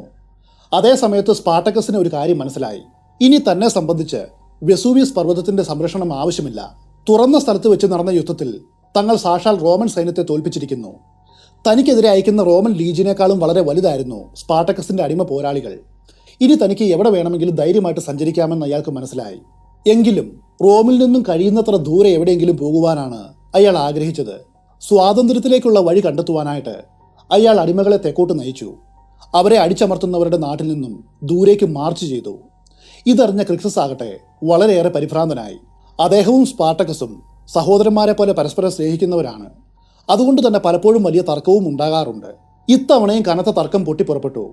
റോമൻ സൈന്യത്തിനെതിരായിട്ട് നേടിയ വിജയം ക്രിക്സസിനെ മത്തുപിടിപ്പിച്ചിരുന്നു. അവർക്ക് ഇതിലും കൂടുതൽ വിജയം നേടുവാൻ കഴിയുമെന്ന് അയാൾ ഉറച്ചു വിശ്വസിച്ചു. ക്രിക്സസിന്റെ ഹൃദയത്തിൽ വളരെ കാലമായിട്ട് റോമാക്കാരോട് കോപവും വെറുപ്പും ഉണ്ടായിരുന്നു. അത് അനുദിനം വളർന്നുകൊണ്ടേയിരുന്നു. ഗ്ലാഡിറ്റോറിയൽ രംഗത്തെ ഓരോ പോരാട്ടവും ആ വെറുപ്പിന്റെ ആഴം വർദ്ധിപ്പിച്ചു. പ്രതികാരമാണ് ക്രിക്സസ് ആഗ്രഹിച്ചത്. എന്നാൽ നേരെ മറിച്ച് സ്പാർട്ടക്കസ് ആകട്ടെ ഈ ആളുകളെ സ്വതന്ത്രരാക്കുവാനാണ് ആഗ്രഹിച്ചത്. അവരെ വീണ്ടും യുദ്ധത്തിലേക്ക് നയിക്കുക എന്നത് അയാളുടെ ലക്ഷ്യമേ ആയിരുന്നില്ല. അവർ തെക്കോട്ട് യാത്ര തുടർന്നു. അതേ സമയത്ത് വാരിനിയസ് തന്റെ സൈന്യത്തിലേക്ക് കൂടുതൽ പട്ടാളക്കാരെ ചേർത്ത് സ്പാർട്ടക്കസിനെയും കൂട്ടരെയും പിന്തുടർന്നു. ഒടുവിൽ ദൂരെയുള്ള തെക്കൻ പട്ടണമായ ലുക്കാനിയായിൽ റോമൻ സൈന്യം എത്തി. ഇവിടെ വെച്ച് സ്പാർട്ടക്കസിനെയും അടിമകളെയും നേരിടും മുൻപായിട്ട് വാരിയസ് മറ്റൊരു കുഴപ്പത്തിലായി. ശീതകാലം അപ്പോഴേക്കും ആസന്നമായിരുന്നു. കുറഞ്ഞ താപനില അദ്ദേഹത്തിന്റെ സൈനികരുടെ മനോവീര്യത്തെയും ബാധിച്ചു. അതിലും ഉപരിയായിട്ട് സ്പാർട്ടക്കസ് കൊള്ളയടിക്കുന്ന സ്വത്തെല്ലാം തന്റെ ആളുകൾക്കിടയിൽ തുല്യമായിട്ട് വീതം വയ്ക്കുന്ന കാര്യം റോമൻ ക്യാമ്പിൽ അറിഞ്ഞിരുന്നു. വാരിനിയസ് ഒരിക്കലും അങ്ങനെ ചെയ്തിരുന്നില്ല. എല്ലാം തന്നെ തന്റെ കീശയിലാക്കുകയാണ് പതിവ്. താഴ്ന്ന റാങ്കിലുള്ള ചില സൈനികരാകട്ടെ പരസ്പരം തങ്ങൾ നല്ലതിനു വേണ്ടിയാണോ പോരാടുന്നത് എന്ന് ചിന്തിക്കുവാൻ തുടങ്ങി. ഇപ്പോൾ സ്പാർട്ടക്കസിന്റെ സൈന്യത്തിൽ രക്ഷപ്പെട്ട അടിമകൾ മാത്രമല്ല ഉണ്ടായിരുന്നത്. അടിമ വിപ്ലവം റോമൻ റിപ്പബ്ലിക്കിനെ തകർക്കുകയാണെന്ന് തിരിച്ചറിഞ്ഞ നിരവധി സ്വതന്ത്ര മനുഷ്യരും അവരോട് ചേർന്നിരുന്നു. സ്പാർട്ടക്കസിന് മാത്രമായിരിക്കും തങ്ങളെ നല്ലൊരു ഭാവിയിലേക്ക് നയിക്കുവാൻ കഴിയൂ എന്നവർ വിശ്വസിച്ചു. മാത്രവുമല്ല, സ്പാർട്ടക്കസിന്റെ സൈന്യത്തിൽ ആരും അടിമകളായിരുന്നില്ല. അവർ എല്ലാവരും സ്വതന്ത്ര മനുഷ്യരും വിമതരുമായിരുന്നു. ഈ കാരണങ്ങൾ കൊണ്ട് വാരിനിയസിന്റെ സൈനികർ യുദ്ധം ചെയ്യുവാനായിട്ട് വിസമ്മതിച്ചു. തന്റെ കൽപ്പനകൾ അനുസരിക്കാത്തതിന് അവരെ കഠിനമായിട്ട് ശിക്ഷിക്കുവാനായിട്ട് അയാൾക്ക് സാധിക്കും. അതെല്ലാം ശരി തന്നെയാണ്. പക്ഷേ വാരിനിയസിന് അവരെ യുദ്ധം ചെയ്യുവാൻ മാത്രം നിർബന്ധിക്കുവാൻ കഴിയില്ല. ഇതിനോടകം സൈന്യത്തിന്റെ ശക്തിയും മനക്കരുത്തും എല്ലാം തന്നെ ചോർന്നിരുന്നു. എങ്കിലും തന്റെ ആജ്ഞ അനുസരിക്കുന്ന സൈനികരെ വിളിച്ചു ചേർത്ത് ലുക്കാനിയായിൽ വെച്ച് സ്പാർട്ടക്കസിനെതിരെ പോരാടുവാനായിട്ട് ബുദ്ധിഹീനനായിട്ടുള്ള വാരിനിയസ് തീരുമാനിച്ചു. മുൻ കമാൻഡർമാരുടെ അതേ ദുർവിധി പങ്കിടുവാനായിട്ട് വാരിനിയസ് സ്പാർട്ടക്കസിനോടടുത്തു. അദ്ദേഹത്തിന്റെ അസന്തുഷ്ടരായിട്ടുള്ള സൈന്യം സ്പാർട്ടക്കസിന്റെ ഊർജ്ജസ്വലരായിട്ടുള്ള യോദ്ധാക്കളുമായിട്ട് ഏറ്റുമുട്ടിയത് വളരെ ദയനീയമായിട്ടായിരുന്നു. വളരെ വേഗത്തിൽ തന്നെ അവർ പരാജയപ്പെട്ടു. വാരിനിയസ് വളരെ ശ്രദ്ധയോടെ ചില തന്ത്രങ്ങൾ പ്രയോഗിച്ചെങ്കിലും ഗ്ലേബറിന് സംഭവിച്ചതുപോലെ അദ്ദേഹത്തിന്റെ സൈനികർ ഓടിപ്പോയി. വാരിനിയസിനെ അടിമകൾ പിടികൂടിയെന്നും അയാൾ കൊല്ലപ്പെട്ടുവെന്നും അങ്ങനെയല്ല, അയാൾ രക്ഷപ്പെട്ടു പോയെന്നും 2 കഥകളുണ്ട്. ഒരു കഥ ഇങ്ങനെയാണ്: കലാപകാരികൾ വാരിനിയസിനെ കുതിരയിൽ നിന്നും വലിച്ചു ചാടിച്ച് പിടികൂടി. എന്നാൽ എങ്ങനെയോ ഒരു കൂട്ടം റോമൻ സൈന്യം ഓടിയെടുത്ത് വാരിനിയസിനെ അവരിൽ നിന്ന് രക്ഷപ്പെടുത്തി. എന്തായാലും പബ്ലിയസ് വാരിനിയസ് എന്ന ഒരാൾ ഈ പോരാട്ടത്തിന് ശേഷവും റോമൻ ഗവർണറായിട്ട് ഏഷ്യ മൈനറിൽ BC 65-64 വർഷങ്ങളിൽ ജോലി ചെയ്തിരുന്നു. ഇതിന് രേഖയുമുണ്ട്. അങ്ങനെ തൻ്റെ മുൻപിലുണ്ടായിരുന്ന എല്ലാ എതിരാളികളെയും പരാജയപ്പെടുത്തി സ്പാർട്ടക്കസ് യാത്ര തുടങ്ങി. ചരിത്രകാരന്മാർ പറയുന്നത് ഇങ്ങനെയാണ്: സ്പാർട്ടക്കസിന്റെ ഏക ലക്ഷ്യം നാട്ടിലെത്തുക എന്നത് മാത്രമായിരുന്നു. അങ്ങനെ സ്പാർട്ടക്കസും കൂട്ടരും BC 73 ശൈത്യകാലത്തേക്ക് പ്രവേശിച്ചു. ഇപ്പോഴാ സൈന്യത്തിൽ 1,20,000-ഓളം ആളുകൾ ഉണ്ടായിരുന്നു. എന്നാൽ ആ സമയത്തും ക്രിക്സസ് സ്പാർട്ടക്കസിനോട് റോമിലേക്ക് മാർച്ച് ചെയ്യുവാനും ആ നഗരം കീഴടക്കിയിട്ട് പുതിയൊരു ലോകം നിർമ്മിക്കുവാനും പ്രേരിപ്പിച്ചു. അന്ന് ലോകത്തിന്റെ തലസ്ഥാനമായിട്ടുള്ള റോമിനെ ഉപരോധിക്കുവാൻ സ്പാർട്ടക്കസ് തീരുമാനിച്ചിരുന്നുവെങ്കിൽ വിജയത്തിന്റെ മത്ത് പിടിച്ച നിരവധി ആളുകൾ അദ്ദേഹത്തെ അനുഗമിക്കുമായിരുന്നു. പക്ഷെ അയാളത് ചെയ്തില്ല. സ്പാർട്ടക്കസ് മുൻപ് പലതവണ വിജയം ആസ്വദിച്ചവനാണ്. സൈന്യത്തിൽ സേവനം അനുഷ്ഠിച്ചിരുന്നു. ഗ്ലാഡിയേറ്റർ രംഗത്ത് പോരാടിയിരുന്നു. ഇപ്പോഴിതാ ഒരു വിമത നേതാവുമായിരിക്കുന്നു. ഇത്തരം വിജയങ്ങളൊന്നും അയാളെ മത്തുപിടിപ്പിച്ചില്ല. കാരണം അയാൾക്ക് ഏറ്റവും വലുത് സ്വന്തം നാടും വീടുമായിരുന്നു. റോമൻ സാമ്രാജ്യത്തിന്റെ കീഴിൽ നിന്നും 1,20,000-ഓളം ആളുകൾ കൊഴിഞ്ഞു പോകുന്നത് ഒരു നിസ്സാര കാര്യമല്ലെന്നും വഴിയിൽ വെച്ച് സൈനികരുമായിട്ട് ഇനിയും പോരാട്ടം ഉണ്ടാകുമെന്നും അയാൾക്കറിയാമായിരുന്നു. ശൈത്യകാലത്ത് റോമാക്കാർ സ്പാർട്ടക്കസിനെയും കൂട്ടരെയും അന്വേഷിക്കുന്നത് താൽക്കാലികമായിട്ട് നിർത്തിവെച്ചു. പകലിന്റെ ദൈർഘ്യം കുറയുകയും രാത്രികളിൽ കൊടും തണുപ്പ് അനുഭവപ്പെടുകയും ചെയ്തു. സ്പാർട്ടക്കസും കൂട്ടരും പ്രതിരോധത്തിനു വേണ്ടിയിട്ട് ട്രെഞ്ചുകൾ കുഴിച്ചു, കഠിനമായിട്ട് പരിശീലിച്ചു. അങ്ങനെ ദിവസങ്ങൾ തള്ളി നീക്കി. തൻ്റെ വ്യക്തിപ്രഭാവത്തിലൂടെ അയാൾ ആളുകളെ ഉത്തേജിപ്പിച്ചു. കാരണം ഇതുവരെ നേടിയ അവരുടെ വിജയങ്ങൾ ഇനി വരുവാനിരിക്കുന്ന അപകടത്തെ സംബന്ധിച്ച് ഒന്നുമല്ല എന്ന് അയാൾക്കറിയാം. അവർ ഇതുവരെയും ചില സൈനികരെ തോൽപ്പിച്ചിട്ടുണ്ടാവും. പക്ഷെ അവർ പോരാട്ടത്തിൽ അത്ര പ്രാവീണ്യമുള്ളവരായിരുന്നില്ല. എന്നാൽ സ്പെയിനിൽ നിന്നും പോണ്ടസിൽ നിന്നും നാട്ടിലേക്ക് മടങ്ങി വരുന്ന റോമൻ സൈനികർ അങ്ങനെയല്ല. അവർ പരിചയസമ്പന്നരും കറതീർന്ന പോരാളികളുമാണ്. അതും മുൻനിരയിൽ നിന്ന് യുദ്ധം ചെയ്യുവാനായിട്ട് കഴിവുള്ളവർ. അതുകൊണ്ട് ഇത്തവണ എതിരാളികളെ വില കുറച്ച് കാണരുതേ എന്ന് അയാൾ തിരിച്ചറിഞ്ഞു. ഒടുവിൽ ഇറ്റാലിയൻ നാട്ടിൻപുറങ്ങളിൽ ശീതകാലത്തിന്റെ ആലസ്യം വലിച്ചെറിഞ്ഞ് വസന്തകാലം വന്നെത്തി. അപ്പോഴേക്കും സ്പാർട്ടക്കസും ക്രിക്സസും തമ്മിലുള്ള വിയോജിപ്പ് അതിന്റെ പൂർണ്ണതയിലെത്തി. റോമൻ പ്രദേശത്തു നിന്നും ഏറ്റവും എളുപ്പമുള്ളതും സഞ്ചാരയോഗ്യവുമായിട്ടുള്ള വഴിയിലൂടെ തന്റെ സൈന്യത്തെ നേരെ ഗൗളിലേക്ക്, അതായത് ഇപ്പോഴത്തെ ഫ്രാൻസിലേക്ക് കൊണ്ടുപോകുവാൻ സ്പാർട്ടക്കസ് ആഗ്രഹിച്ചു. അയാൾക്ക് എത്രയും വേഗം തന്റെ വീട്ടിൽ മടങ്ങിയെത്തണമെന്നാണ് ആഗ്രഹം. മറ്റുള്ളവർക്ക് എന്തു വേണമെങ്കിലും തീരുമാനിക്കാം. അടിമത്തത്തിൽ നിന്നും സ്വാതന്ത്ര്യത്തിലേക്കാണ് താൻ അവരെ നയിക്കുന്നത്. എന്നാൽ ക്രിക്സസിന്റെ ചിന്താഗതി മറ്റൊന്നായിരുന്നു. വളരെ കാലമായിട്ട് അവർ നടത്തി വന്ന റെയ്ഡുകളിലൂടെ കിട്ടിയ കൊള്ളമുതലുകൾ അവനെ സന്തോഷിപ്പിച്ചു. പോരാട്ടം അയാൾക്ക് വലിയ ഇഷ്ടമായിരുന്നു. ആൾക്കൂട്ടത്തിന്റെ ആദരവിനെയും വിജയത്തെയും വർദ്ധിച്ചു വരുന്ന സമ്പത്തിനെയും അയാൾ സ്നേഹിച്ചു. ഈ അടിമ സൈന്യം മനസ്സ് വെച്ചാൽ നിസ്സാരമായിട്ട് റോമിനെ അട്ടിമറിക്കുവാനായിട്ട് കഴിയുമെന്ന് അയാൾ വിചാരിച്ചു. സ്പാർട്ടക്കസിനും ക്രിക്സസിനും ഈ കാര്യത്തിൽ പരസ്പരം യോജിക്കുവാനായിട്ട് കഴിഞ്ഞില്ല. പക്ഷെ അദ്ദേഹം തന്റെ സുഹൃത്തിനെ തന്നെ അനുസരിക്കുവാനായിട്ട് നിർബന്ധിച്ചുമില്ല. മാത്രവുമല്ല, വിമതരിൽ പലർക്കും ക്രിക്സസിനെ പിന്തുടരുവാനും യുദ്ധം തുടരുവാനും ആഗ്രഹമുണ്ടായിരുന്നു. അങ്ങനെയാണ് സ്പാർട്ടക്കസിന് തന്റെ സൈന്യത്തെ രണ്ടായിട്ട് പകുക്കേണ്ടി വന്നത്. അദ്ദേഹവും റോമൻ സാമ്രാജ്യത്തിൽ നിന്ന് രക്ഷപ്പെടണമെന്ന് ആഗ്രഹിച്ചവരും ഗൗളിനെ ലക്ഷ്യമാക്കിയിട്ട് യാത്ര പുറപ്പെട്ടു. ഏകദേശം 30,000-ഓളം വരുന്ന അനുയായികളും ക്രിക്സസും നേരെ തെക്കോട്ടേക്കാണ് പോയത്. ഇറ്റലിയുടെ ഉള്ളിലേക്ക് കടന്നു ചെന്ന് അവിടെയുള്ള കൃഷിയിടങ്ങൾ കൊള്ളയടിക്കലായിരുന്നു അവരുടെ ലക്ഷ്യം. എന്നാൽ അതൊരു വലിയ തെറ്റായിരുന്നു. അടിമകൾ ഉയർത്തിയ കലാപത്തിന്റെ യഥാർത്ഥ അപകടം എന്താണെന്ന് അപ്പോഴേക്കും റോം തിരിച്ചറിഞ്ഞു. റോമൻ സാമ്രാജ്യത്തിൽ ഉടനീളം സ്പാർട്ടക്കസും ക്രിക്സസും വിതയ്ക്കുന്ന അരാജകത്വത്തിന് വിരാമമിടുവാനായിട്ട് പോരാട്ടത്തിൽ നല്ല പരിചയസമ്പന്നരായിട്ടുള്ള ഉയർന്ന റാങ്കിലുള്ള കമാൻഡർമാരുടെ കീഴിലുള്ള യഥാർത്ഥ സൈന്യത്തെ തന്നെ ഇറക്കേണ്ടി വരും. അവസാനം ഒന്നിലധികം റോമൻ ലീജിയനെ അയക്കുവാനായിട്ട് റോം തീരുമാനിക്കുകയാണ്. BC 509 റോമൻ രാജഭരണത്തിന് അറുതി വന്നു. പിന്നീട് റോമൻ റിപ്പബ്ലിക്കൻ ഭരണത്തിന്റെ തുടക്കമായി. സെനറ്റ് കൂടി തെരഞ്ഞെടുക്കപ്പെടുന്ന കോൺസൽമാരാണ് പിന്നീട് അധികാരം കൈയാളിയത്. 2 കോൺസൽമാരെ സെനറ്റ് എപ്പോഴും തെരഞ്ഞെടുത്തിരുന്നു. ഒരു ഏകാധിപത്യ ഭരണം സംഭവിക്കാതിരിക്കുവാനാണ് അങ്ങനെ ചെയ്തു വന്നത്.